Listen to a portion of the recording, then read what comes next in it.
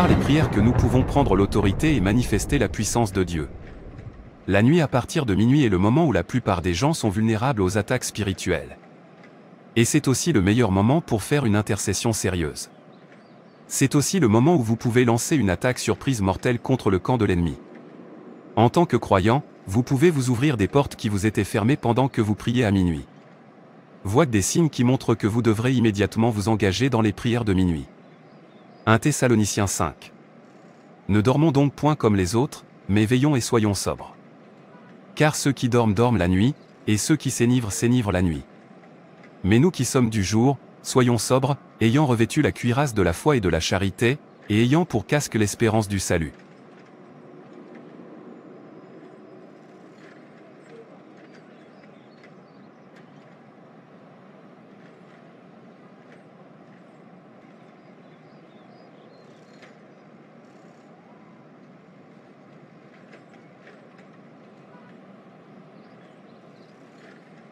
Manger. Manger. Je t'ordonne de manger. Délicieux. Je l'aime. Oui. Continuez à manger jusqu'à ce que vous soyez rassasiés.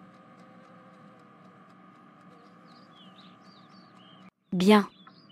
Chérie, lève-toi et prépare-toi pour que nous ne soyons pas en retard. Je ne comprends pas pourquoi tu te sens toujours fatigué le matin. Fais-tu toujours de mauvais rêves la nuit ? Tu parles toujours dans ton sommeil. Je pense que oui.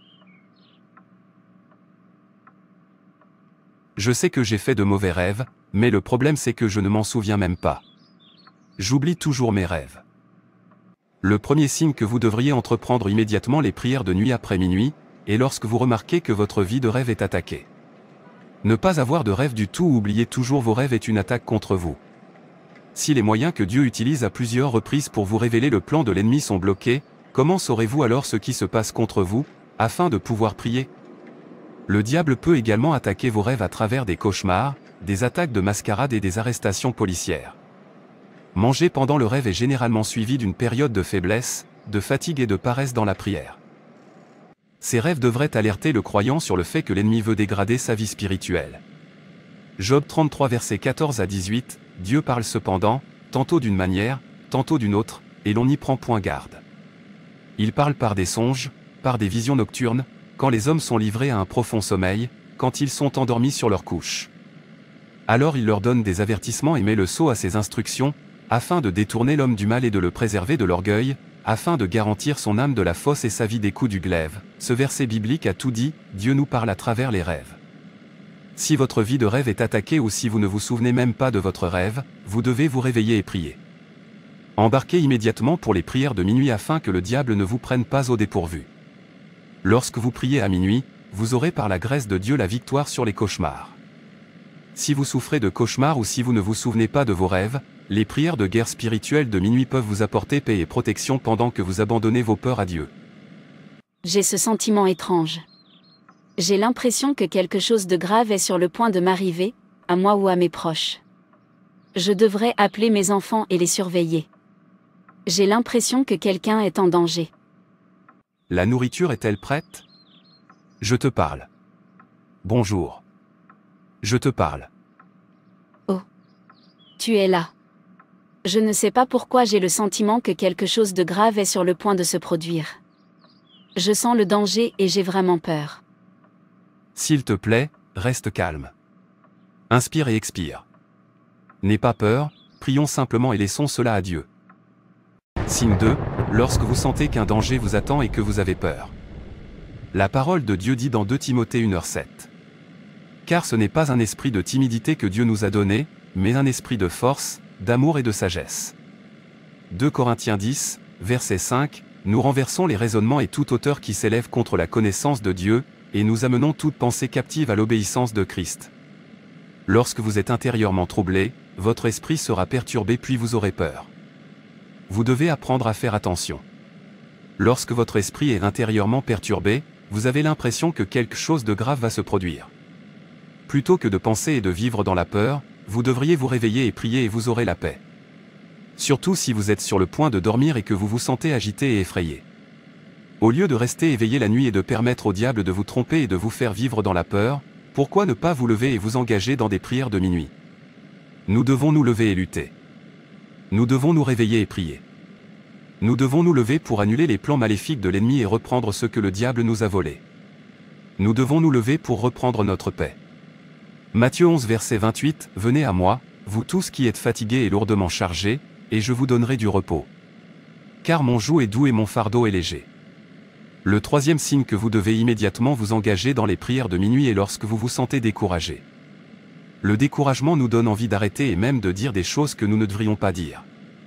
Dieu veut que nous continuions à prier. Lorsque vous êtes en colère, triste et découragé, apportez-le à Dieu dans la prière. Y a-t-il un miracle auquel vous vous attendiez? Et vous avez simplement l'impression que les choses ne se passent pas comme vous le souhaitez? Vous en avez assez de prier et de jeûner et vous êtes prêt à arrêter. N'abandonnez pas parce que c'est un piège du diable.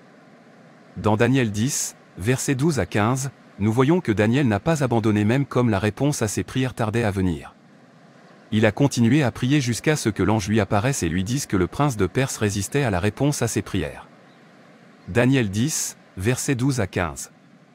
Il me dit, « Daniel, ne crains rien, car dès le premier jour où tu as eu à cœur de comprendre, et de t'humilier devant ton Dieu, tes paroles ont été entendues, et c'est à cause de tes paroles que je viens.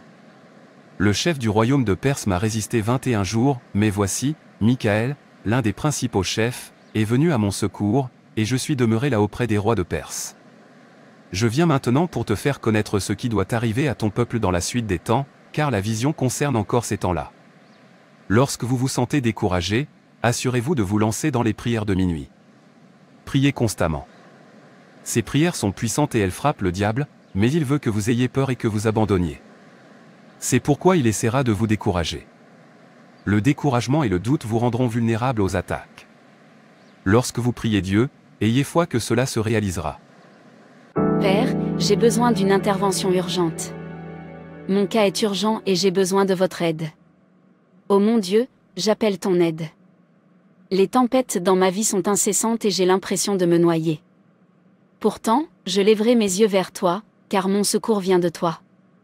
Vous avez dit dans Exode 14, verset 14, « Le Seigneur combattra pour vous et vous vous taisez. » Père, mène cette bataille pour moi et envoie-moi de l'aide depuis ton sanctuaire au nom de Jésus, je prie, Amen. Le quatrième signe que vous devez faire la prière de minuit est lorsque vous avez besoin d'une intervention divine urgente de la part de Dieu. Quel est ce problème dans votre vie qui nécessite une intervention divine? Pourquoi ne pas vous lancer dans les prières de minuit à 3 heures? Criez vers Dieu et dites-lui de vous aider, que votre cas est urgent. Minuit à 3 heures est le meilleur moment pour faire une intercession sérieuse. Dans Actes 16, verset 25, Paul et Silas priaient à minuit et chantaient des louanges à Dieu, et les prisonniers les entendaient. Et soudain, il y eut un grand tremblement de terre, et aussitôt toutes les portes de la prison s'ouvrirent et les liens de chacun furent détachés. Lorsque les enfants d'Israël avaient besoin d'une intervention divine de la part de Dieu, ils criaient vers lui et il les entendait. Je ne sais pas quel est ce cas dans votre vie qui a besoin d'une intervention divine de Dieu. Ma prière est que lorsque vous l'invoquez dans la prière, le Seigneur entende votre cri au nom de Jésus, Amen. Beaucoup d'entre nous se plaignent de ne pas pouvoir se lever pour prier à minuit, car nous devons nous lever tôt et nous préparer à nos activités quotidiennes, mais je veux nous encourager. Vous devriez apprendre à dormir tôt. Si vous vous couchez tôt, vous vous réveillerez certainement plus facilement à minuit. Demandez toujours au Saint-Esprit de vous réveiller. La plupart du temps si tu supplies le Seigneur de t'aider à te réveiller pour prier, une fois que l'heure indiquée arrive vous vous réveillerez généralement sans aucune alarme. Le Saint-Esprit est toujours disponible pour nous conduire et pour nous diriger. Essayez de ne pas manger trop le soir et lorsque vous vous réveillez pour prier, ne vous allongez pas et ne vous asseyez pas sur votre lit pour prier. Déplacez-vous, et priez selon la conduite de l'Esprit. Que le Seigneur nous aide à toujours nous réveiller et prier à partir de minuit au nom de Jésus, Amen.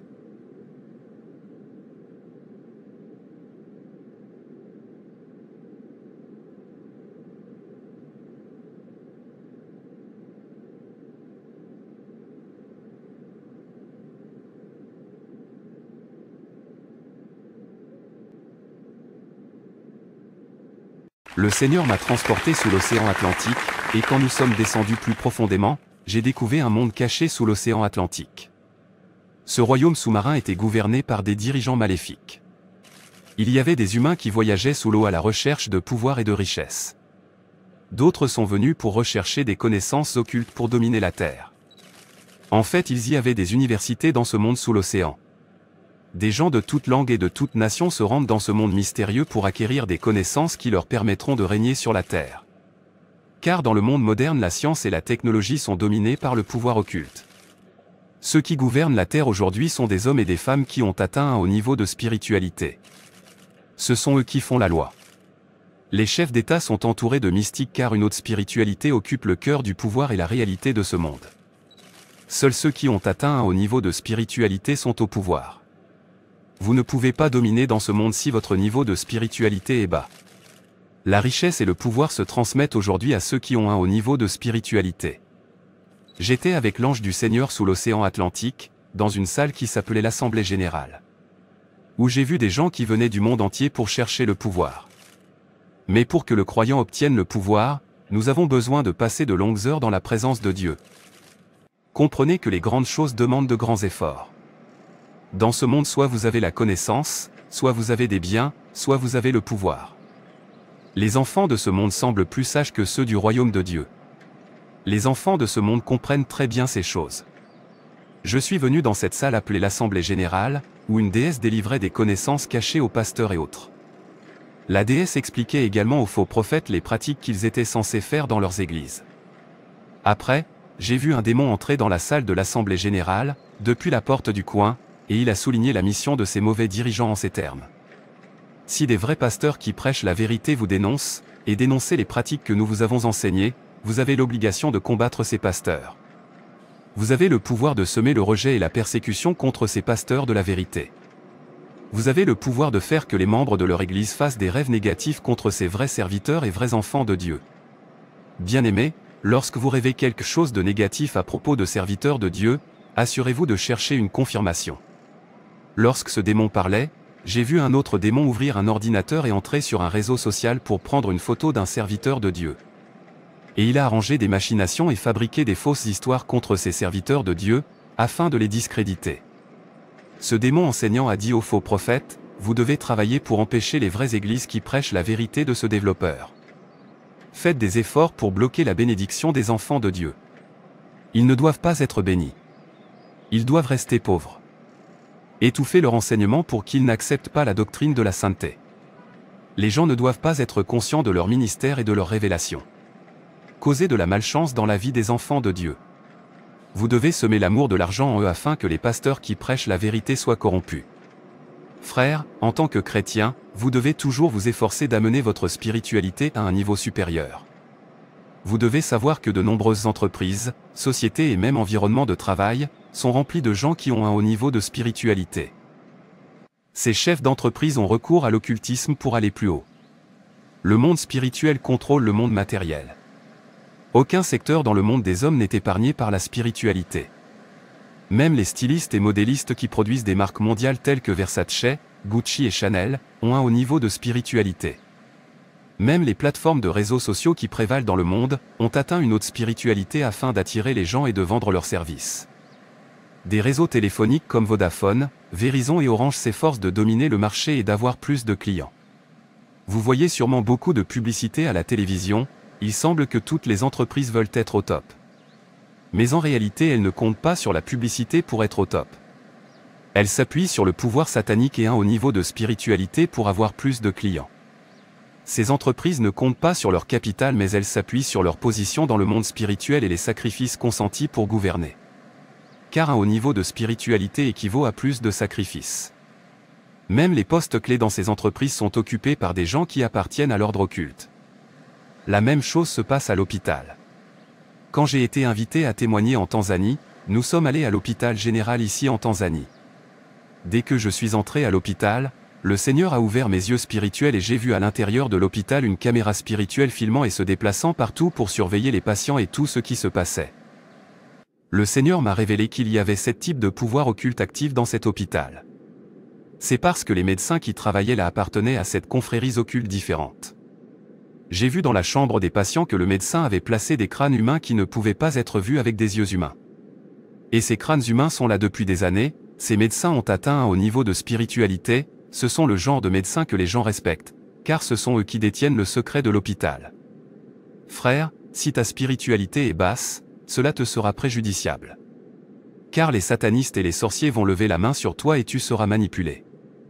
Et quand j'ai quitté l'hôpital général, j'ai visité le grand marché de la capitale tanzanienne. À la place de la nourriture normale, j'ai vu de la viande humaine vendue au marché par des satanistes.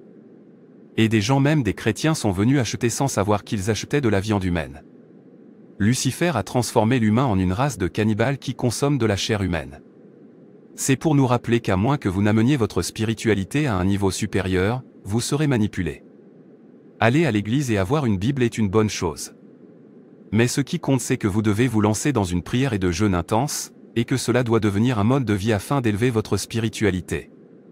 À moins que vous ne preniez la décision de chercher le Seigneur, il y aura un statu quo dans votre marche avec Dieu. Le choix vous appartient. Votre relation avec Dieu est là où elle est parce que cela vous convient. C'est toi qui décides du type de relation que tu veux avoir avec le Seigneur. Mais le jour où tu comprendras que tu es venu sur terre pour avoir un impact, pour changer la vie de beaucoup et briller dans les ténèbres. Quand tu comprendras que tu dois aller plus profondément avec Dieu, et élever le niveau de ta spiritualité, ce jour-là tu cesseras d'être ami avec la nourriture, et tu cesseras d'être ami avec le sommeil. Les élus ne sont pas censés dormir comme tout le monde. Ils ne sont pas censés manger tous les jours, et ne doivent pas aimer le sommeil. Mais ils punissent leur corps par le jeûne et l'abstinence en recherchant l'intimité avec Dieu. Tu as une histoire à écrire avec Dieu et tu dois avoir un impact, car tu es un leader, le sort de ta famille dépend de toi. Savez-vous que vous êtes sur terre pour que certaines personnes soient bénies? Vous devez être bénis. À moins que vous ne soyez bénis, certaines personnes ne seront pas bénies. Sais-tu combien de personnes sont censées être sauvées et libérées des chaînes des prisons spirituelles grâce à toi? C'est quand ton niveau spirituel s'élèvera avec Dieu que beaucoup seront sauvés grâce à toi. Beaucoup de gens iront en enfer parce qu'ils n'ont pas réussi à assumer leur position et leurs responsabilités. Ils n'ont jamais su qu'ils étaient des leaders. Ils n'ont pas compris que beaucoup d'âmes étaient censées être sauvées grâce à eux. Ils n'ont pas payé le prix dans la prière pour élever leur spiritualité. Pour que les enfants d'Israël soient sauvés, Gédéon devait prendre conscience et assumer sa destinée. Il devait prendre courage. Vous ne pouvez pas continuer à fuir votre responsabilité. Vous devez approfondir votre relation avec Dieu. Premièrement parce que vous êtes un leader, deuxièmement parce que votre famille sera sauvée à travers vous. Vous devez donc élever votre niveau spirituel. Vous devez rechercher la profondeur avec Dieu. Parce que vous êtes la solution aux problèmes de beaucoup dans cette vie. Donc vous avez besoin de passer du temps dans la présence de Dieu. Le Seigneur a dit à Pierre, allez plus profondément dans l'eau si vous voulez plus de poissons.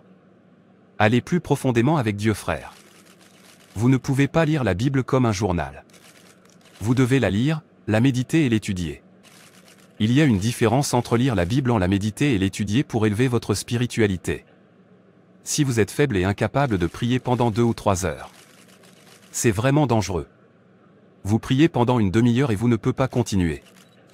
Le diable continuera à vous manipuler. Les gens qui sont élevés en spiritualité ne dorment pas comme les autres. Ne savez-vous pas que les grandes décisions qui affectent votre pays et votre ville sont prises quand vous dormez? La nuit quand beaucoup dorment. Vous êtes incapable de réagir malgré toutes ces agressions contre vous. Car c'est le niveau de votre spiritualité qui déterminera votre liberté. Notre liberté dépend du niveau de notre spiritualité. Vous ne pouvez pas être faible et prétendre être libre de toute servitude. Dans le monde des esprits, les forts dominent les faibles. Vous ne pouvez pas dominer celui qui est fort. Beaucoup sont encore à ce niveau où ils viennent à l'église, entendent la parole et le pasteur prie pour eux et rentrent chez eux. C'est ce qu'ils appellent la vie chrétienne. Ça c'est juste être un enfant dans l'esprit. Frère, il y a des choses que vous ne découvrirez que lorsque vous prendrez la décision et l'initiative d'aller quelque part avec le Seigneur. D'approfondir votre relation avec le Seigneur. Il y a des dimensions spirituelles que vous ne pouvez atteindre qu'avec votre propre initiative. Vous gaspillez des heures devant la télé et le téléphone. Des heures qui auraient pu être consacrées à de longues prières. Même 5 heures de prière ou toute une journée de prière, sans pouvoir on ne peut rien faire pour le Seigneur. Quand les sorcières tirent sur vous avec des maléfices et des maladies qui vous atteignent, c'est une preuve que vous n'avez pas atteint la haute spiritualité. Le temps de vous consacrer et de développer une relation profonde avec Dieu est venu. Si nous sommes superficiels avec Dieu, nous n'irons jamais loin. Mais la décision de chercher la profondeur avec Dieu nous appartient. Les grands trésors ne sont jamais à la surface, mais dans la profondeur. Le Seigneur les a cachés seulement pour ceux qui cherchent et vont plus profondément. À moins que vous ne le cherchiez, le Seigneur ne vous révélera pas ce qui est caché. À moins que tu ne cherches. Il est probable que le Seigneur ne te révèle pas ce qui est caché. À moins que tu ne cherches. Frères et sœurs, c'est tout pour cette vidéo. Si cette vidéo vous a plu, n'hésitez pas à liker, commenter et partager autour de vous afin qu'une âme puisse être sauvée et restaurée. Et n'oubliez pas de vous abonner à la chaîne Animation Chrétienne et Édification pour ne manquer aucune de nos prochaines vidéos. Que Dieu te bénisse.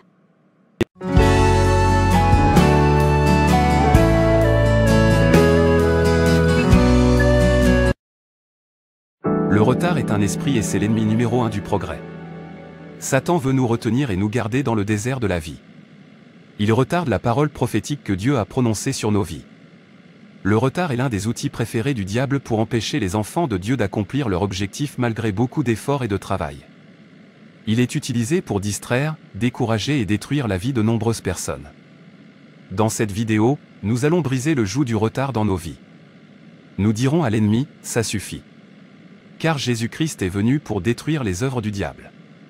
En regardant cette vidéo, que tout joug de retard soit brisé en morceaux dans votre vie, plus de retard, plus de retard.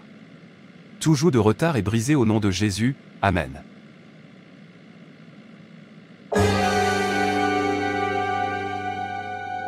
Qui es-tu? Je suis l'esprit du retard. J'ai lié le destin de tous les membres de ta famille. Vos grands-parents sont morts dans la pauvreté, votre père est mort pauvre et vous aussi, vous mourrez pauvre. J'empêche tous les membres de votre famille d'avancer. Je ferai en sorte que tu ne progresses pas dans la vie. Votre vie est remplie de limitations, de revers, de retards et de déceptions. Rien ne marche dans ta vie, car j'ai lié ton destin avec un cadenas. Je m'assure que les gens ne vous favorisent pas et ne vous aident pas. Je vous rends invisible en présence d'assistants censés vous emmener au sommet. Je m'assure que votre travail n'est pas rentable. Vous avez été attaché au même endroit et au même niveau. Je vous lie aujourd'hui au retard. Où que vous alliez, vous serez toujours rejeté et retardé.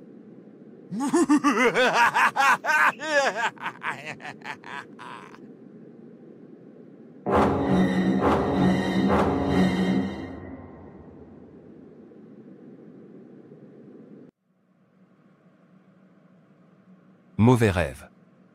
Je ne sais pas pourquoi je vois toujours cette créature dans mon rêve. À partir d'aujourd'hui, je veillerai à placer une Bible sous mon oreiller avant d'aller me coucher. Mon entretien de visa a lieu aujourd'hui. Laissez-moi me préparer pour pouvoir arriver tôt.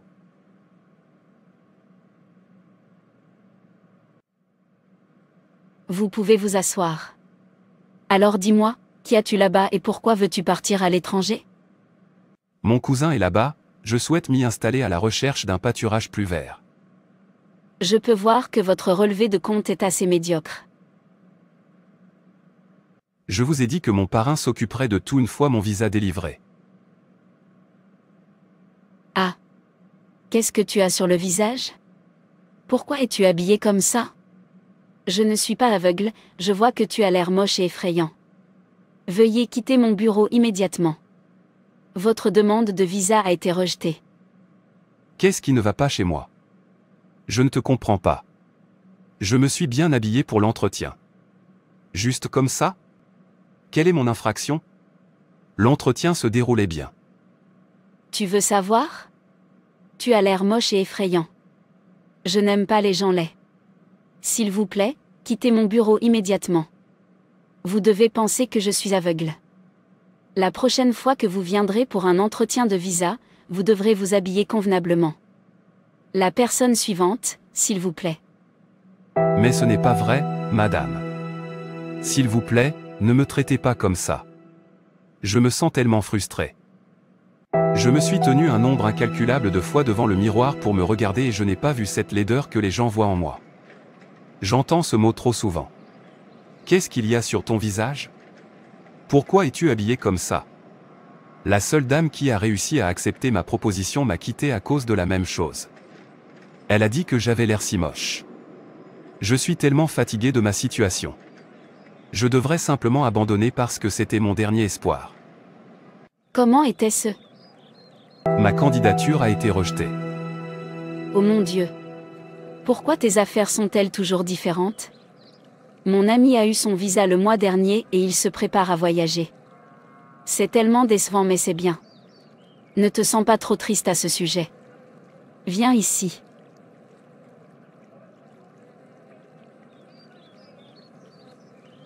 Maman, est-ce que j'ai l'air moche? Y a-t-il quelque chose sur mon visage? Non. Tu es un parfait gentleman. Alors pourquoi a-t-elle dit ça? Ne t'inquiète pas pour ça.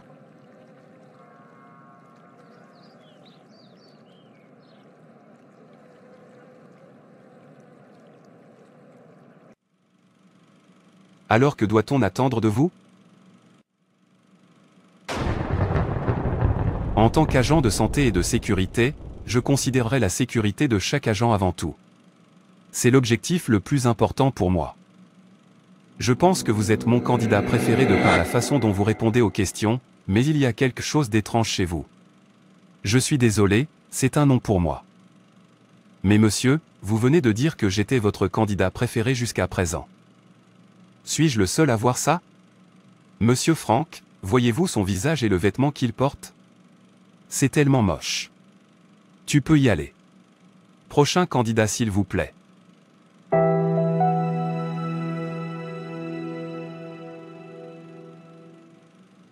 Pourquoi as-tu autant bu? Tu sens l'alcool. Je ne suis rien. J'ai été rejeté encore. Maman, pourquoi tout le monde se plaint toujours de mon visage? Y a-t-il quelque chose sur mon visage? Je ne vois rien. Cela pourrait être spirituel, qui sait? Tu sais quoi? Je t'emmènerai à l'église demain. Tu devras expliquer cela à mon pasteur afin qu'il puisse prier pour toi. Je prierai aussi pour toi. Puisque tu es déjà fatigué et en colère, tu devras te coucher. Tu te sentiras mieux au réveil. Bienvenue ici, monsieur Dave. Je ne t'ai pas vu à l'église. J'espère que tu vas bien. Alors ta mère a dit que tu avais besoin de conseils. Quel est le problème? Je continue de faire ce rêve, où je me vois dans mon ancienne école que j'ai fréquentée quand j'étais enfant, et je suis toujours là pour passer des examens. Je me souviens, j'ai vu un être étrange dans mon rêve me disant qu'il était l'esprit du retard, et qu'il est dans ma lignée familiale. Il ne se passe rien de bon dans ma vie. Je continue d'être abandonné, rejeté et oublié. Rien ne fonctionne dans ma vie. Les gens n'arrêtent pas de dire que je suis laid et ils me méprisent beaucoup. C'est pourquoi jusqu'à ce jour je n'arrive pas à trouver du travail. Personne ne veut m'aider, même mon cousin qui m'a proposé de m'aider si je viens à l'étranger a essayé, mais ma demande de visa a été rejetée à maintes reprises. As-tu dit que c'était une tendance dans votre famille? Oui, il semble que cela affecte tous les enfants de sexe masculin de la famille de mon père. Mon grand-père est mort dans la pauvreté, la même chose est arrivée à mon père et maintenant, il semble que ce soit mon tour. Je le rejette pour vous au nom de Jésus. Le retard est dangereux et en tant qu'enfant de Dieu, vous devez faire le pas de la foi dans la prière. Les prières chassent les ténèbres et permettent à la volonté de Dieu de s'accomplir dans votre vie. La prière corrige, arrange et réorganise les choses dans le domaine de l'esprit. La parole de Dieu dit dans Daniel 2 verset 21 c'est lui qui change les temps et les circonstances, qui renverse et qui établit les rois, qui donne la sagesse aux sages et la science à ceux qui ont de l'intelligence. C'est pourquoi j'encourage chaque croyant à prier, il n'y a rien que la prière ne puisse changer. Aucune bataille ne s'arrête d'elle-même, jusqu'à ce que vous l'arrêtiez. N'écoutez pas certaines citations comme le retard n'est pas un déni. Ce sont des mensonges venus du gouffre de ténèbres. Un retard non affronté peut devenir dangereux.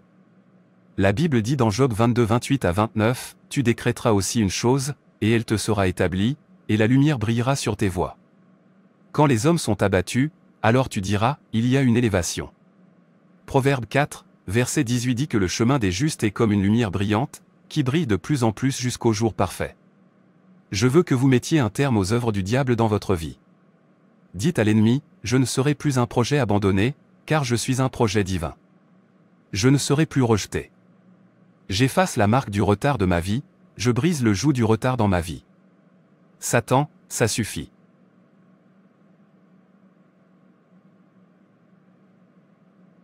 Car il est écrit dans Ézéchiel 21 verset 27, « Et je le renverserai, le renverserai, le renverserai, et il ne sera plus. » Mon Père, mon Créateur, alors que je commence à prier, renverse tout retard et toute négativité dans ma vie jusqu'à ce qu'il n'y en ait plus. Plus de négativité, plus de retard, plus de stagnation, plus de rejet. Je le renverse et le renverse jusqu'à ce qu'il ne soit plus. Tout vêtement de retard, je le déchire maintenant au nom de Jésus. Chaque marque de retard, je t'efface par le feu. Chaque honte et reproche dans ma vie prend fin aujourd'hui. Je brise tous les jougs de retard de ma vie. Selon la parole de Dieu dans Matthieu 15, verset 13, toute plante que mon Père Céleste n'a pas plantée dans ma vie soit déracinée par le feu. Toi, esprit de retard et d'arriération, je t'extirpe par le feu de Dieu. Soyez extirpés de ma vie au nom de Jésus. Mon Père, mon combattant, tout pouvoir qui me maintient en esclavage, pouvoir qui me ralentisse, j'ordonne à ce pouvoir d'expirer par le feu de Dieu au nom de Jésus. Je brise tout pouvoir de retard sur ma vie. Tous les obstacles sur mon chemin vers le progrès soient démantelés par le feu. Pouvoir assigné pour me faire ramper jusqu'à ma percée, prenez feu au nom de Jésus. Les pouvoirs assignés pour faire de moi l'esclave de mes juniors expirés par le feu. Je brise tous les échecs dans ma vie, aucune malédiction ne tiendra, aucune opposition n'arrêtera ou ne retardera mon voyage.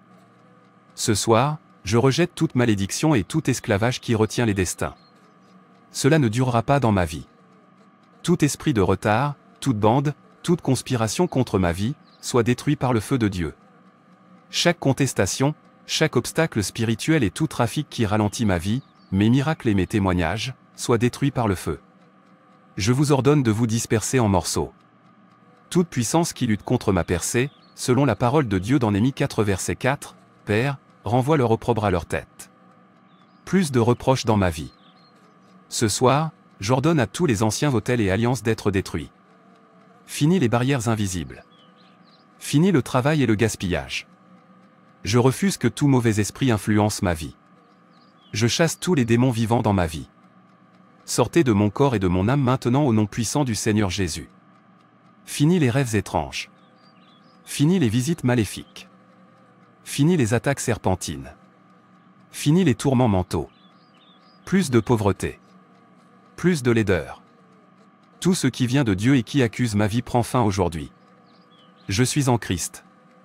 Les anciennes ordonnances ont disparu. Je refuse d'être lié. J'active mon héritage dans la famille de Dieu. Je ne souffrirai pas ce que ma famille physique a souffert. Ce qui a arrêté mes parents ne m'arrêtera pas.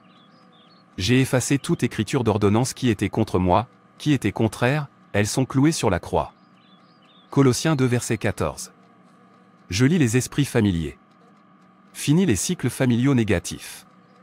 Fini les décès prématurés. Je refuse de vivre sous une quelconque malédiction au nom de Jésus. Je rejette toute servitude et toute contamination. Mon destin doit être réalisé. Je brillerai pour Jésus. Tout ce qui est en mesure de résister, de retarder ou d'arrêter mon élévation doit périr. Tout ce qui tente de s'asseoir au-dessus de ma tête doit périr. Fini les embargos spirituels. Plus de retard.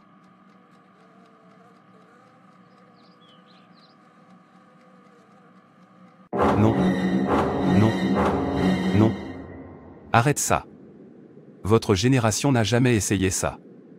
Votre grand-père a été retardé. Votre père a été retardé. C'est votre tour maintenant. Rien ne peut changer cela. Je juge toute puissance démoniaque qui revendique mon destin à cause de mes racines. Je me libère des griffes maléfiques aujourd'hui. Je me libère de la stagnation. J'efface les mauvaises marques sur ma tête. Toi, esprit de retard, fais tes bagages et sors de mon corps au nom de Jésus.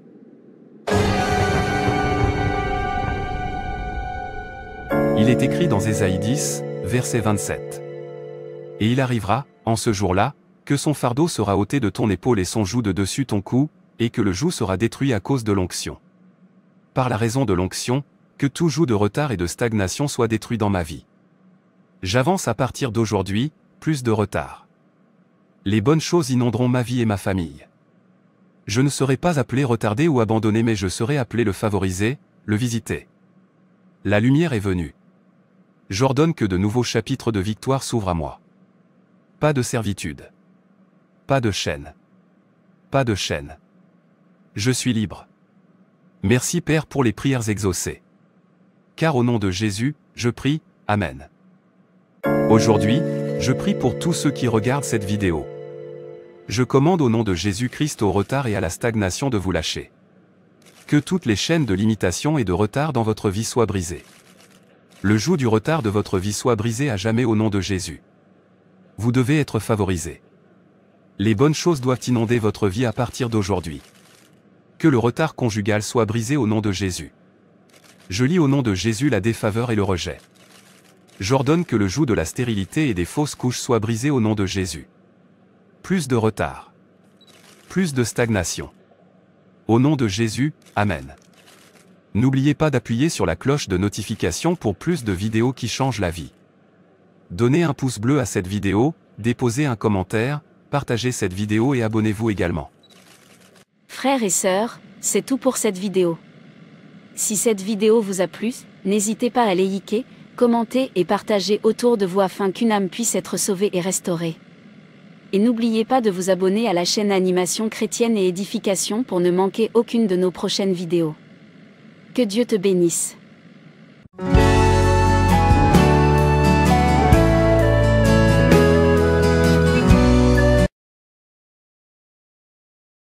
Une autre méthode pour moi de détruire les familles et de les plonger dans des difficultés, consiste à attaquer chaque premier-né de ces familles. Je rends la vie des premiers-nés difficile. Pour qui ils soient une pierre d'achoppement pour leurs parents, et un très mauvais modèle pour leurs petits frères. Et ainsi ils auront une influence très négative sur les enfants de la famille. Et ainsi je peux gagner des familles entières simplement de cette façon en détruisant très tôt la vie des premières-nés. Dans cet épisode, je veux vous dire une chose que vous devez faire pour être racheté et vous libérer de l'alliance qui affecte les premiers-nés. Vous devez comprendre qu'il y a un mystère derrière les attaques sataniques contre les premiers-nés.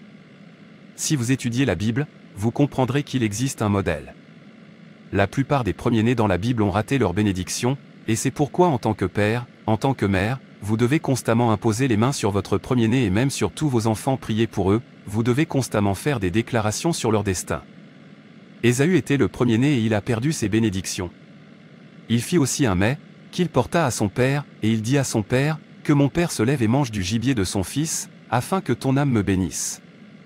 Genèse 27, verset 31. Isaac, son père, lui dit, qui es-tu? Et il répondit, je suis ton fils aîné, Ésaü. Isaac fut saisi d'une violente émotion, et il dit, qui est donc celui qui a chassé du gibier, et me l'a apporté? J'ai mangé de tout avant que tu vinsses, et je l'ai béni. Aussi sera-t-il béni. Lorsqu'Ésaü entendit les paroles de son père, il poussa de forts cris, pleins d'amertume, et il dit à son père, bénis-moi aussi, mon père. Isaac dit, ton frère est venu avec ruse, et il a enlevé ta bénédiction. Ésaü dit, est-ce parce qu'on l'a appelé du nom de Jacob qu'il m'a supplanté 2 fois? Il a enlevé mon droit d'aînesse, et voici maintenant qu'il vient d'enlever ma bénédiction. Et il dit, n'as-tu point réservé de bénédiction pour moi? Isaac répondit, et dit à Ésaü, voici, je l'ai établi ton maître, et je lui ai donné tous ses frères pour serviteurs, je l'ai pourvu de blé et de vin, que puis-je donc faire pour toi, mon fils? Ésaü dit à son père, n'as-tu que cette seule bénédiction, mon père? Bénis-moi aussi, mon père. Et Ésaü éleva la voix, et pleura. Isaac, son père, répondit, et lui dit, voici. Ta demeure sera privée de la graisse de la terre et de la rosée du ciel, d'en haut. C'est aussi le cas de Ruben dans Genèse 49, versets 3 à 4, a également raté sa bénédiction. Jacob dit Genèse 49. 2 Rassemblez-vous, et écoutez, fils de Jacob. Écoutez Israël, votre père. 3 Ruben, toi, mon premier-né, ma force et les prémices de ma vigueur, supérieur en dignité et supérieur en puissance, 4 impétueux comme les eaux, tu n'auras pas la prééminence. Car tu es monté sur la couche de ton père, tu as souillé ma couche en y montant. Instable comme l'eau, tu n'excelleras pas. Vous voyez dans certaines familles comment tous les autres frères et sœurs réussiront dans la vie, à l'exception du premier fils ou de la première fille, et chaque femme de la famille peut être mariée à l'exception de la première fille. Vous voyez certains premiers-nés, hommes ou femmes, se comporter mal et être un fardeau pour leurs parents. Pourquoi en est-il ainsi? Continuez à regarder cette vidéo pour voir ce que vous devez faire pour vous libérer, et assurez-vous d'appuyer sur la cloche de notification pour plus de vidéos. Que se passe-t-il dans la famille Williams? Tout le monde est très occupé et tout bien habillé. Que célèbre-t-il? Tu n'as pas entendu. Vinry se marie et la famille Groom vient faire les présentations aujourd'hui. Vraiment? Un autre Williams va se marier? Mais pourquoi Vinry? Leur première fille, Vanita, n'est pas encore mariée. C'est vrai. Mais quelle pourrait en être la raison? Vanita est si belle et si calme, pourtant elle n'est pas mariée et le pire c'est qu'elle est aussi au chômage. Elle dépend de ses autres frères et sœurs. Dieu nous en préserve, oh. Le premier est véritablement devenu le dernier. Cela ne m'arrivera pas au nom de Jésus. En tant que première fille, quand je serai grande, je dois me marier avant mes plus jeunes. Je peux imaginer ce qu'elle ressentira aujourd'hui. La dernière fille de leur maison est sur le point de se marier. Vanita, qu'est-ce que tu fais encore dans ta chambre? Ne peux-tu pas être utile pour une fois? C'est votre paresse qui vous a fait rester au chômage jusqu'à aujourd'hui. Tu as obtenu ton diplôme il y a 12 ans, mais pas de travail, pas de mari. Rien de bon ne se passe dans ta vie. Sans vos frères et sœurs, je ne sais pas ce que notre famille serait devenue. Au moins, pouvez-vous être utile aujourd'hui? Allez aider votre sœur à s'habiller, donnez-lui une belle apparence. Son fiancé et sa famille sont en route. Peut partir dans sa chambre immédiatement? Oui, maman. Maman, je t'ai entendu. Donne-moi 2 minutes et je serai dans sa chambre. 2 minutes, pourquoi? Tu ferais mieux d'aller dans sa chambre. Je ne devrais pas avoir à revenir ici, sinon tu n'aimeras pas ce que je ferai.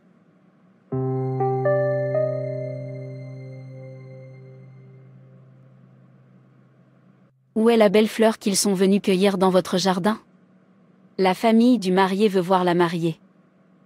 Sa sœur l'habille. Je pense qu'il devrait être terminé maintenant. Je vais lui dire de la faire sortir. Sérieusement? Pourquoi autorisez-vous même Vanita, qui n'est pas mariée, à faire sortir la mariée? C'est de mauvais augure. Où est l'autre fille mariée? Je veux dire Victoria? Elle n'a pas pu venir car elle est à l'étranger avec son mari. Vanita est mon premier-né et ma première fille. En quoi est-ce de mauvais augure pour elle de faire sortir sa sœur? Une femme qui n'est pas mariée ne peut pas faire sortir la mariée. C'est de mauvais augure. Je veux dire que votre première fille, Vanita ou quel que soit son nom, est une personne perdue. Sa situation est tellement désespérée. Pas de mari, pas de travail, rien. Je ne sais pas pourquoi ce sont toujours les premiers-nés qui stagnent toujours dans la famille. Mon premier fils vit toujours avec moi tandis que ses frères et sœurs travaillent et sont mariés. C'est tellement déchirant. En tant que mère, mon souhait sincère est de voir tous mes enfants épanouis et heureux. Même moi. Allons d'abord faire sortir la mariée. Les hommes attendent. Je peux les entendre. À chaque coin de rue où j'entre, ils parlent de moi. Au lieu de célébrer ma sœur, ils parlent tous de moi. Vanita ça. Vanita ça. Il n'y a pas de nom qu'ils ne m'ont pas rappelé. Petite sorcière. Elle a un mari spirituel. Un mauvais présage. De toute façon, je ne leur en veux pas, je blâme Dieu qui me soumet à la honte et le reproche. Vanita, essuie tes larmes et va faire la fête avec ta sœur. Personne ne réussira à me rendre malheureux aujourd'hui. Je peux le faire. Salutations à tous. Est-ce la belle fleur que vous recherchiez? Oui. C'est ma belle épouse. Félicitations mon fils. Elle est si belle et elle vient d'une charmante famille.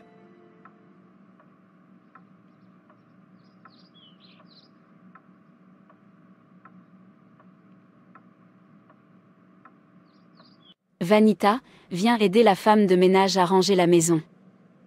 Maman, tu m'as dit de nettoyer la cuisine et j'en ai fini avec ça. Je veux sortir maintenant pour prendre l'air. Mais où vas-tu? N'es-tu pas censé chercher un emploi plutôt que simplement sortir prendre l'air? Assez maman. C'est assez. Je sais déjà ce que tu vas dire ensuite. À plus tard. C'est tellement bon d'être dehors.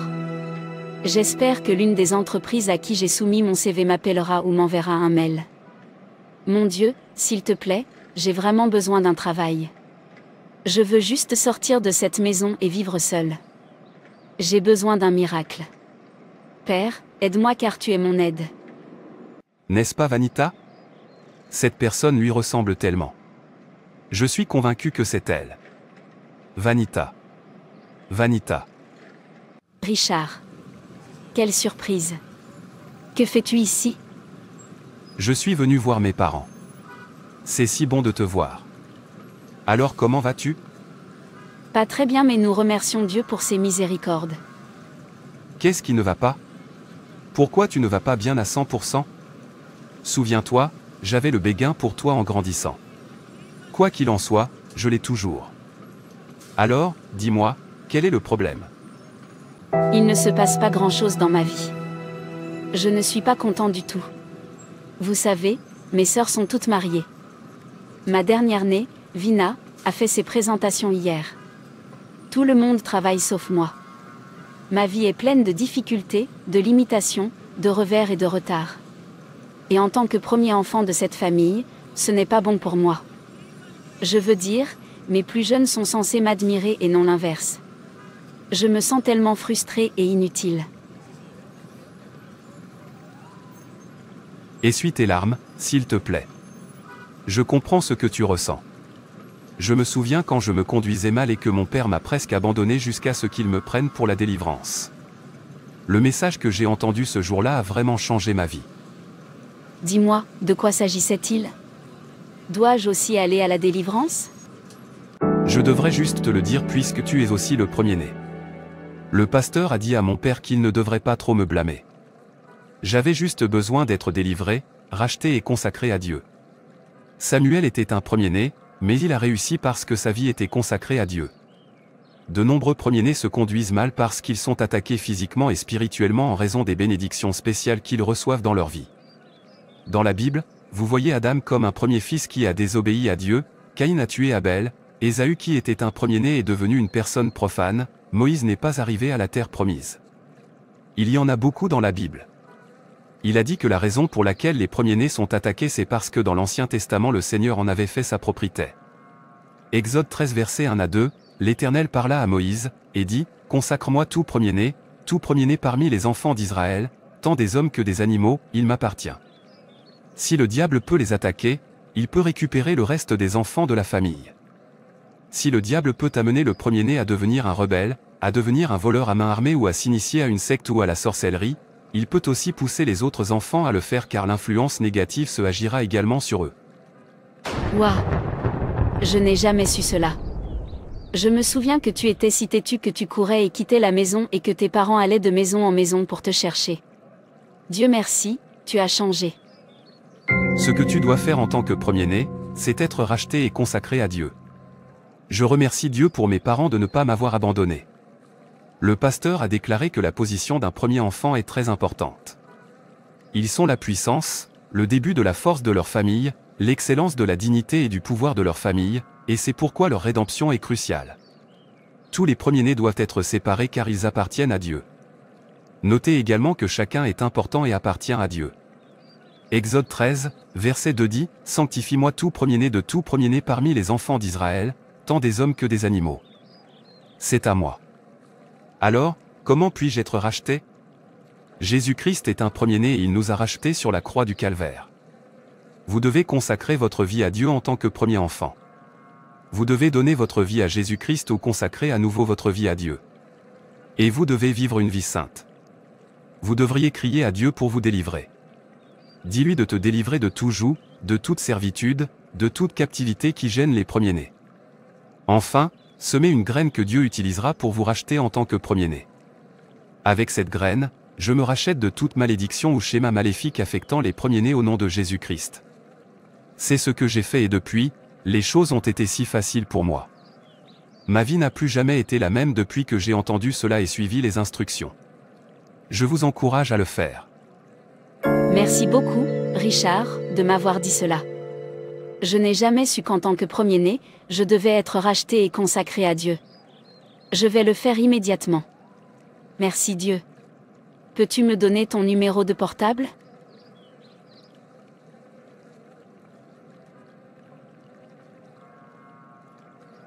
Père, je bénis ton nom pour le privilège d'être une première fille. Merci de m'avoir créée à votre image et ressemblance. À vous soit toute gloire, honneur et louange au nom de Jésus. Je viens aujourd'hui à votre trône de miséricorde pour demander pardon. Ayez pitié de moi. Ayez pitié de ma lignée. Jéhovah, je demande miséricorde pour tous les péchés que j'ai pu faire, sciemment ou inconsciemment. Que le sang de Jésus-Christ me purifie de toute iniquité et me guérisse au nom de Jésus.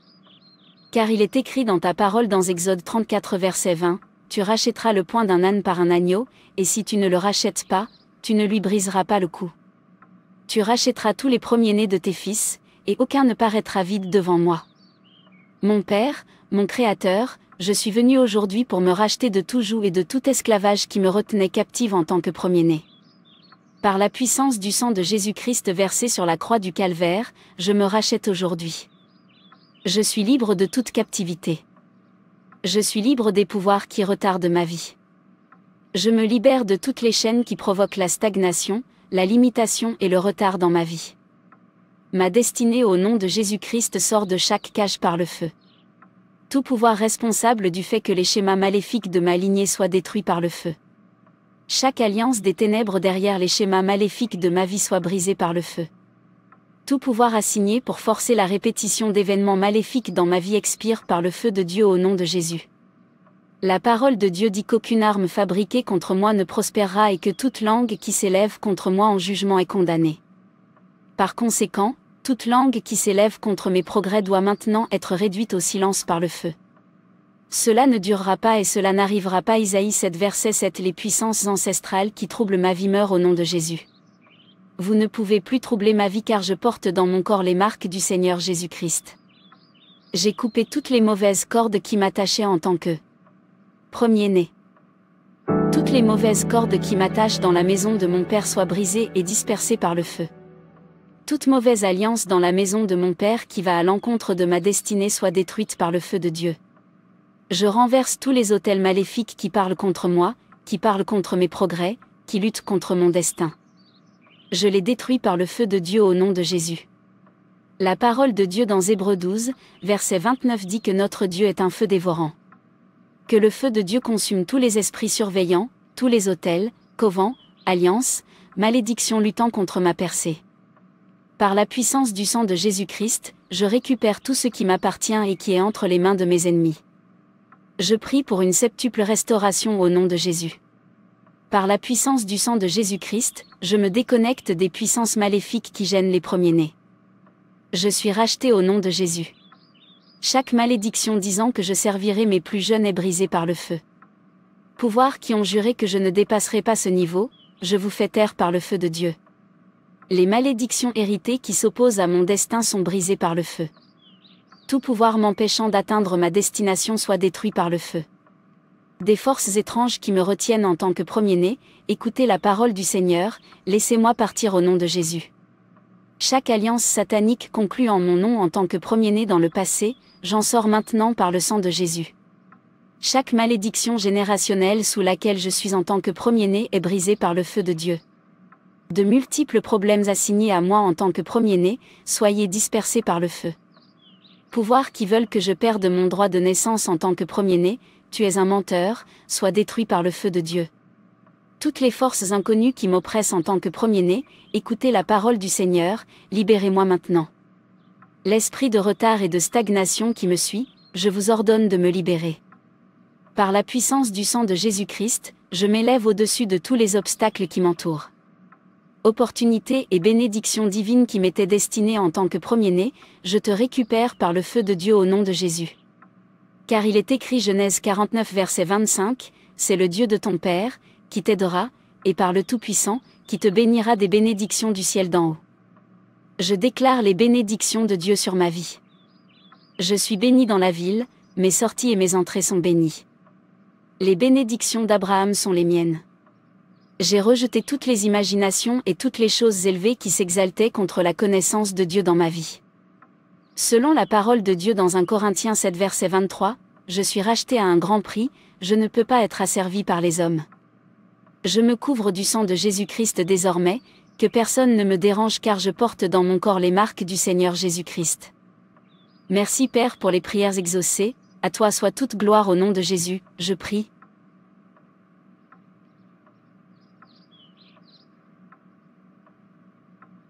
J'ai un courrier.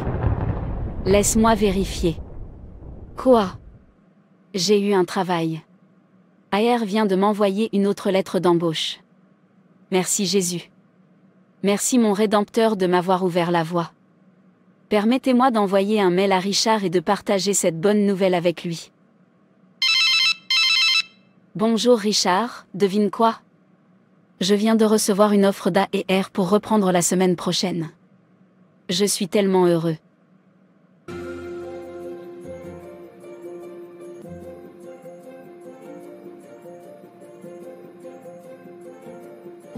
Toutes mes félicitations. Je suis tellement heureux pour toi. Dieu l'a fait. Merci beaucoup pour tout. Ne dites pas que je ne suis pas un premier-né. Je veux que vous sachiez que même en tant que parent, vous pouvez également combler le vide pour votre premier enfant. N'attendez pas qu'il grandisse pour faire cela. S'il vous plaît, assurez-vous de laisser un commentaire et de vous abonner également à cette chaîne. Merci beaucoup d'avoir regardé. Que Dieu te bénisse. Que votre vie change pour de bon en regardant cette vidéo au nom de Jésus. Amen. Frères et sœurs, c'est tout pour cette vidéo. Si cette vidéo vous a plu, n'hésitez pas à liker, commenter et partager autour de vous afin qu'une âme puisse être sauvée et restaurée. Et n'oubliez pas de vous abonner à la chaîne Animation Chrétienne et Édification pour ne manquer aucune de nos prochaines vidéos. Que Dieu te bénisse.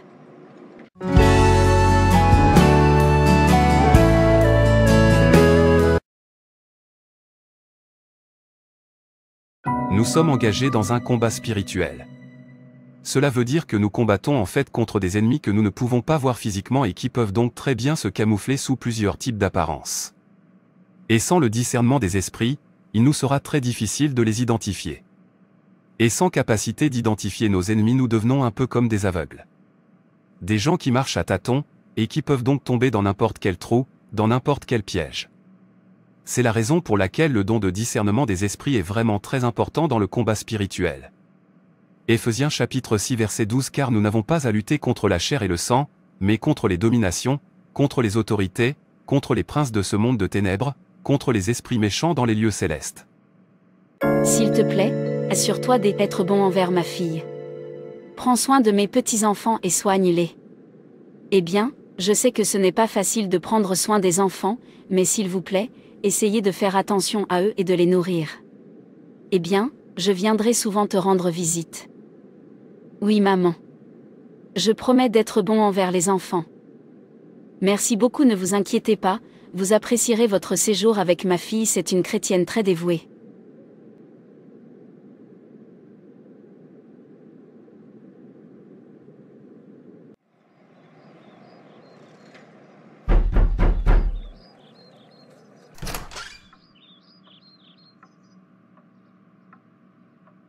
Oh maman, Dieu merci, vous êtes là. Où sont mes petits-enfants? Ne dis-tu pas d'abord bonjour à ta fille avant de chercher tes petits-enfants, maman? Est-ce la femme de ménage qui va rester avec moi? Enfin, j'ai vraiment besoin d'aide pour les tâches ménagères et pour m'occuper des enfants. Bonjour, maman. Je m'appelle Princesse. Bonjour Princesse. Vous êtes les bienvenus dans mon humble demeure. S'il vous plaît, sentez-vous chez vous. Laisse-moi te montrer le chemin jusqu'à ta chambre. Merci beaucoup maman de m'avoir trouvé quelqu'un. Tu es la meilleure.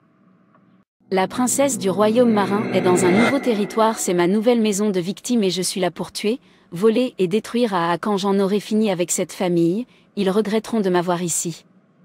Avant tout, je dois les rendre spirituellement faibles pour pouvoir opérer librement. La première personne que tu dois viser, c'est le mari. Utilise ton esprit de séduction et capture-le. Une fois que tu vas coucher avec lui, une transaction spirituelle va s'opérer. Rends-le spirituellement faible, puis tu pourras commencer à opérer librement.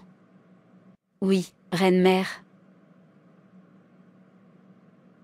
Père, tu es élevé au-dessus de tout et de tous.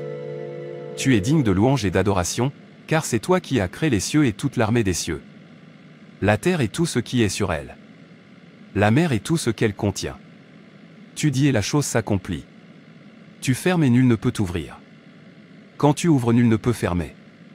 Si tu dis oui, nul ne peut dire non. Quand tu dis non, nul ne peut dire oui.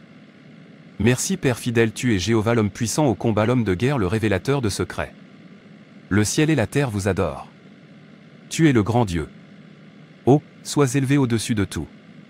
Je t'adore, l'ancien des jours, comme au temps de Daniel tu révèles encore des secrets aujourd'hui.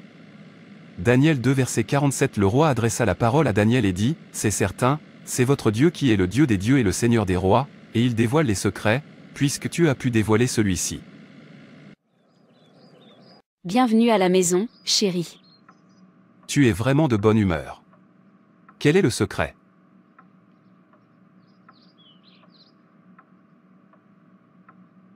Maman m'a trouvé une femme de ménage, elle va rester avec nous à partir d'aujourd'hui. Je suis si heureuse parce que je pensais déjà à la façon dont je vais m'occuper du bébé maintenant que mon congé de maternité est presque terminé. Où est-elle? Puis-je la voir?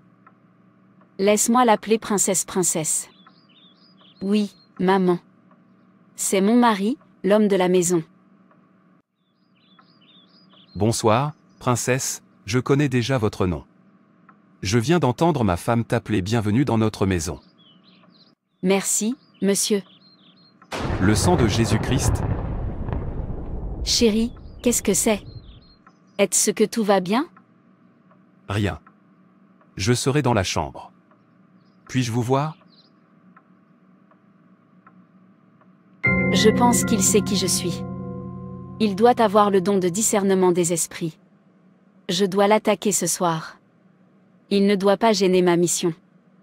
J'ai besoin d'amener plus d'âmes dans notre royaume. D'où maman a-t-elle eu cette fille? Elle doit quitter cette maison demain matin. Nous ne pouvons pas la laisser rester ici. Nos enfants sont en danger. Tu me fais peur. Que se passe-t-il? Pourquoi devrait-elle partir? J'ai besoin de quelqu'un pour s'occuper du bébé pendant que je suis au travail. Je sais, mais ça ne peut pas être cette fille. Elle est possédée par un esprit serpentin. Tu ne le vois pas? Vous avez vraiment besoin de prier Dieu pour qu'il ouvre vos yeux spirituels, vraiment? Oh non, dans quoi je me suis embarquée? Immédiatement, que je l'ai vue, le Seigneur m'a ouvert les yeux pour le voir. Nous ne pouvons pas la laisser rester ici. Elle a déjà pollué notre maison, vous pouvez donc imaginer ce qui se passera si nous lui permettons de rester ici. Non, je ne peux pas la laisser rester ici. J'ai besoin de parler à ma mère, la princesse devra partir demain matin. Qu'est-ce qu'on fait ce soir? Nous lirons les Écritures, prierons et nous coucherons. Puis nous nous réveillerons à minuit pour prier. Joseph, lève-toi et viens à moi. Comment oses-tu essayer de m'exposer? Comment oses-tu essayer de savoir qui je suis? Je suis la princesse des enfers. Sais-tu que je peux te détruire? Reste loin de moi, sinon je vais te faire tomber. Je suis assis avec Christ dans les lieux célestes et Dieu a brisé Satan sous mes pieds. Vous n'avez aucun pouvoir sur moi parce que Dieu m'a donné le pouvoir de marcher sur les serpents, les scorpions et toute puissance des ténèbres. Je suis un enfant de lumière et je porte le feu.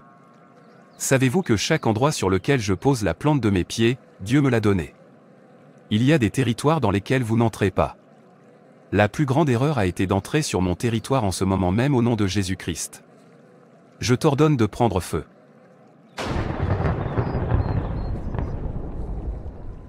C'était un rêve.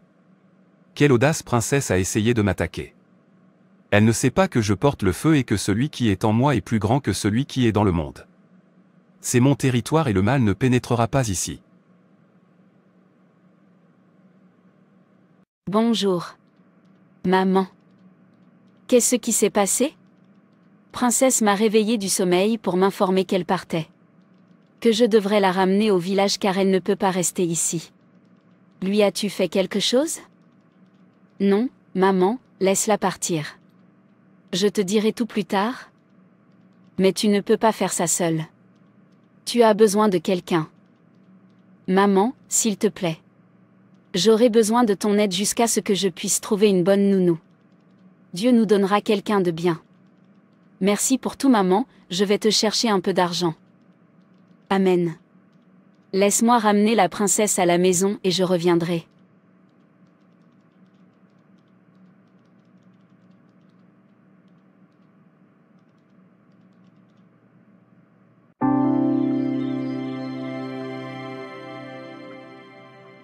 Chérie, la princesse est déjà sur le chemin du retour, elle ne voulait même pas me voir, elle attendait maman dehors.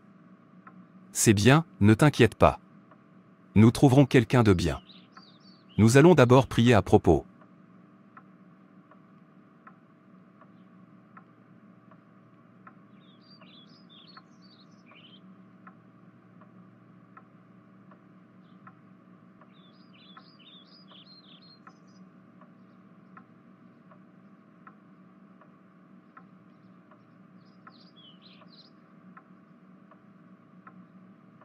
Voici quelques témoignages de personnes qui ont été initiées à la sorcellerie lorsqu'elles étaient enfants par leur servante.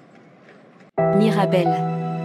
Cela s'est produit à l'époque où mes parents avaient besoin de quelqu'un pour rester avec leurs jeunes enfants pendant qu'ils étaient au travail. Ma mère a parlé à ses parents et ils ont amené quelqu'un du village, une jeune fille dont je ne me souviens plus de l'âge. Elle était plus âgée que moi et ma sœur jumelle, mais nous étions très jeunes, donc elle n'était pas si vieille que ça. Peut-être à la fin de son adolescence. Elle cuisinait et faisait les choses nécessaires, mais surtout, elle s'occupait de nous, moi, mon jumeau et mon petit frère, pendant que nos parents étaient au travail. Naturellement, nous étions proches d'elle. Après tout, elle était la seule personne âgée dans la maison avec nous. Un jour, nous jouions dans la maison et elle portait un de nos ours en peluche et a dit qu'elle l'utiliserait pour communiquer avec son petit ami, Kelvin. C'est là qu'elle a commencé à parler d'une voix très étrange. « Kelvin, Kelvin, je t'invoque. » Nous pensions que c'était une blague, qu'elle jouait la comédie pour nous divertir. Mais elle ne l'était pas. Elle nous a dit qu'elle lui envoyait de la folie. Cela n'avait pas vraiment de sens pour nous, mais personne ne l'a poussé plus loin. Maintenant, il y avait cette autre dame dans notre immeuble qui était amie avec notre femme de chambre, et qui, dans la confession ultérieure de notre femme de chambre, se trouvait être une sorcière aussi. Un jour, ils léchaient tous les deux de la crème glacée. La dame nous l'a offert, à ma sœur et à moi. J'ai toujours eu la dent sucrée, alors je l'ai ramassée et léchée, mais ma sœur jumelle a refusé. Peu de temps après, les choses ont commencé à mal tourner dans la famille. Des problèmes d'argent et mes parents se disputaient beaucoup, alors ma mère a assisté à une réunion de prière avec la femme de chambre. Je n'ai pas été emmenée, mais c'est au cours de cette réunion de prière qu'elle s'est confessée. Dans l'histoire que nous a racontée ma mère, le plan était de nous initier, mon jumeau et moi, mais selon sa confession, notre Orisaï Béji était trop forte pour qu'elle puisse la pénétrer. Nous sommes allés chercher la délivrance après cela, et elle a été renvoyée au village. Dorca. J'avais 3 ans et nous avions une femme de ménage, tante Lara. Ma mère m'avait toujours prévenu que je lui ferais savoir tout ce que je mangeais ou ce qu'on me donnait à l'extérieur, mais un jour, je me suis promenée avec tante Lara et elle m'a acheté du poisson frit. Elle m'a demandé de n'en parler à personne, mais j'ai parlé du poisson à ma mère. Tante Lara était en colère et je me suis excusée parce qu'elle m'aimait beaucoup. J'ai dormi dans la chambre de mes parents cette nuit-là. Quand je me suis réveillée au milieu de la nuit pour faire pipi, j'ai vu différents types d'oiseaux qui essayaient de m'emmener. J'ai crié, et mes parents se sont réveillés et ont commencé à prier et à invoquer le feu du Saint-Esprit. Je n'arrêtais pas de crier. Finalement, le feu a attrapé l'un des oiseaux et il a fondu sur le sol. Puis le reste a disparu. C'est à ce moment-là que tante Lara frappa à la porte. La conclusion que mes parents ont tirée était que je devais être initiée au poisson frit. Je suis allée chercher la délivrance, tante Lara aussi. Mais délivrance ou pas, il fallait qu'elle quitte notre maison. La vie a continué, j'ai vieilli, nous avons déménagé et j'ai tout oublié. Environ 10 ans plus tard, je suis allée rendre visite à des amis de ma famille qui ont repris cette maison. Quand je suis entrée dans la pièce où l'incident s'est produit, j'ai vu la tache de l'oiseau fondu. Alors je leur ai demandé, « Vous n'avez pas nettoyé cette tache ?» et ils m'ont répondu, « Quelle tache ?» Apparemment, j'étais le seul à pouvoir le voir. Ma mère jure que tante Lara était vraiment une sorcière qui a avoué qu'elle voulait m'initier. Mais quelle mère africaine ne le fera pas? Je ne suis même pas religieux maintenant, et je souffre de psychose. C'est une condition qui affecte la façon dont votre cerveau traite l'information et qui vous fait perdre le contact avec la réalité. Vous pourriez voir, entendre ou croire des choses qui ne sont pas réelles. Donc, bien que ma mère confirme l'incident, c'était peut-être juste mon esprit dans un état, parce que pour moi, il n'y a pas d'explication logique à tout l'incident. Dans l'histoire que nous a racontée ma mère, le plan était de nous initier, mon jumeau et moi, mais selon sa confession, notre Orisa Ibeji était trop forte pour qu'elle puisse la pénétrer. Nous sommes allés chercher la délivrance après cela, et elle a été renvoyée au village. Yetinde. Je n'étais pas initiée mais je m'en suis approchée de très près. C'est pourquoi je n'aime pas Amala jusqu'à ce jour. J'avais 7 ou 8 ans à l'époque, et nous avions une femme au foyer. Elle avait environ 16 ans.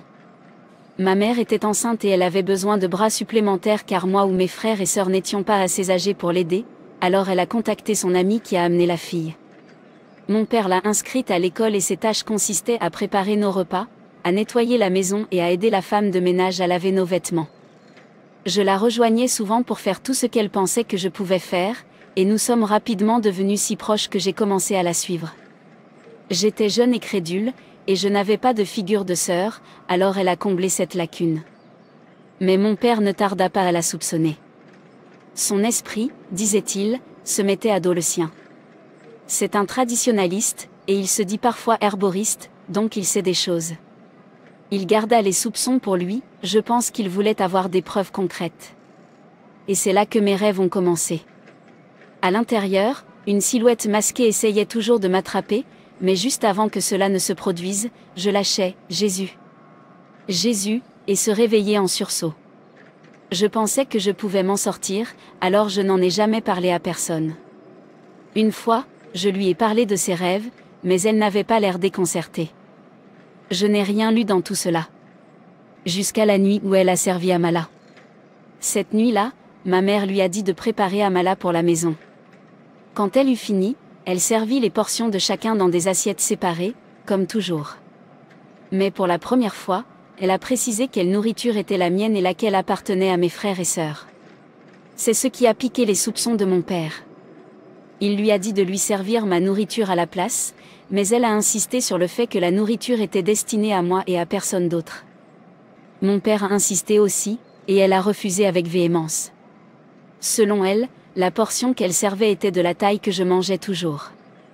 Je n'ai pas vu le problème, mais c'était déjà en train de devenir une dispute. Finalement, mon père a mangé la nourriture, et elle s'est mise en colère. Quand il a mangé la nourriture, mon père a senti quelque chose dans son corps. Mais quoi qu'il en soit, cela n'a pas fonctionné sur lui, parce qu'il n'était pas sa cible. C'est à ce moment-là qu'elle a commencé à crier que la nourriture était pour moi et non pour mon père. Elle était hystérique. Elle m'a avoué qu'elle avait mis quelque chose à l'intérieur de mon Amala, et que la nourriture était la dernière étape de mon initiation. Elle a avoué qu'elle allait aussi à des réunions. J'ai alors compris quelle était la raison de mes rêves, parce que les jours de réunion coïncidaient avec les jours où j'avais ces rêves. Ces bagages ont été enregistrés et nous avons trouvé certains de mes effets personnels, y compris mon peigne à cheveux. Mon père peut raconter une histoire plus détaillée sur cette période. Mais je ne veux pas lui demander parce que ça me rappellerait des souvenirs. Mais depuis ce temps, il a été très protecteur envers moi. Et nous n'avons plus jamais embauché d'autres femmes de ménage après cela. Frères et sœurs, c'est tout pour cette vidéo. Si cette vidéo vous a plu, n'hésitez pas à liker, commenter et partager autour de vous afin qu'une âme puisse être sauvée et restaurée. Et n'oubliez pas de vous abonner à la chaîne Animation Chrétienne et Édification pour ne manquer aucune de nos prochaines vidéos. Que Dieu te bénisse.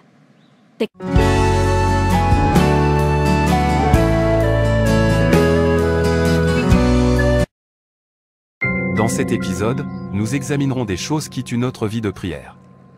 Vous devriez éviter ces choses si vous voulez que votre vie de prière soit en feu pour Dieu. La prière est l'une des armes les plus puissantes que Dieu nous a données. Un chrétien sans prière est un chrétien impuissant. Il faut prendre note de ces choses et les éviter.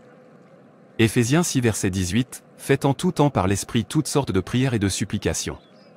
Veillez à cela avec une entière persévérance, et priez pour tous les saints. Cette nourriture est tellement délicieuse. Si délicieux. Je suis tellement rassasié. Oh, je n'aurais pas dû trop manger. Comment puis-je me réveiller maintenant et prier après avoir beaucoup mangé comme ça? Je devrais juste me coucher directement. La première chose qui tue ou affaiblit notre vie de prière est une alimentation excessive. Manger plus que nécessaire, surtout le soir, ne fera qu'affaiblir notre corps. Vous aurez du mal à vous réveiller et à prier lorsque vous serez trop rassasié, et même si vous vous réveillez et prierez, vous vous retrouverez en train de somnoler. Romains 14, verset 17 dit, « Car le royaume de Dieu, ce n'est pas la nourriture et la boisson, mais la justice, la paix et la joie dans le Saint-Esprit. » Certains d'entre nous mangent trop et oublient même de jeûner. Certaines personnes peuvent même échanger leur destin contre une assiette de nourriture. Ésaü a changé son destin à cause de l'assiette de nourriture. Nous devrions savoir quoi manger et quoi ne pas manger. Une alimentation excessive, la gourmandise peuvent tuer notre vie de prière. Il y a des moments, en tant qu'enfant de Dieu, où vous devez mettre de côté la nourriture et vous battre pour votre destinée. Que le Seigneur nous aide au nom de Jésus, Amen. Messi joue si bien. Et nous avons gagné le match. Je suis tellement heureux. Maintenant que le match de football est terminé, que puis-je regarder d'autre? Oui. Je viens de me rappeler que je n'ai pas terminé la série que je regardais hier soir. Permettez-moi de continuer là où je me suis arrêté. Oh non. Il est déjà minuit passé. Cela signifie que je regarde ce film depuis plus de 2 heures maintenant. Ce film me distrait. Je devrais prier maintenant, mais je n'arrive pas à me lever. Je veux juste le terminer de regarder ce film, pour pouvoir regarder autre chose d'ici demain. Mais j'ai déjà sommeil. Que dois-je faire? Je devrais déjà aller me coucher. Laissez-moi méditer la parole de Dieu, prier et me coucher. Psaume 91. Oh, c'est vrai. Je n'ai pas vérifié mon Instagram aujourd'hui. Je dois vérifier ce qui se passe là-bas, ce que des célébrités ont posté aujourd'hui. Puis je vais sur Facebook avant de vérifier ce qui se passe sur Twitter. Quoi? Vous voulez dire que cette célébrité est toujours à la mode? Elle est tendance depuis plus de 48 heures. Intéressant.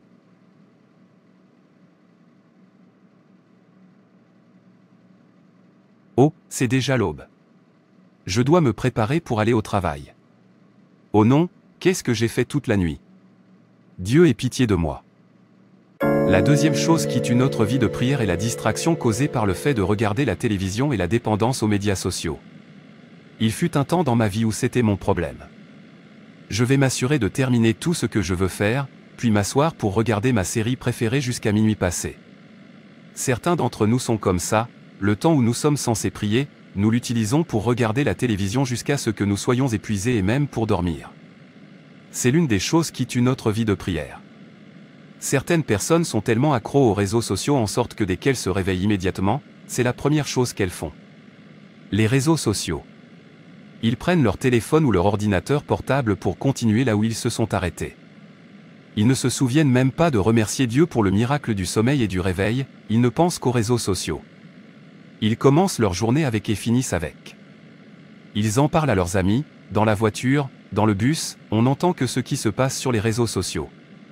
S'il vous plaît, n'oublions pas de toujours prier. N'oubliez pas que l'ennemi rôde partout, cherchant qui dévorer. Nous devrions toujours revêtir toute l'armure de Dieu, afin de pouvoir résister aux ruses du diable. La troisième chose qui tue notre vie de prière est le sommeil. Proverbe 6, verset 4 ci-dessous dit, « Ne donne pas le sommeil à tes yeux, ni le sommeil à tes paupières. Délivre-toi comme un chevreuil de la main du chasseur, et comme un oiseau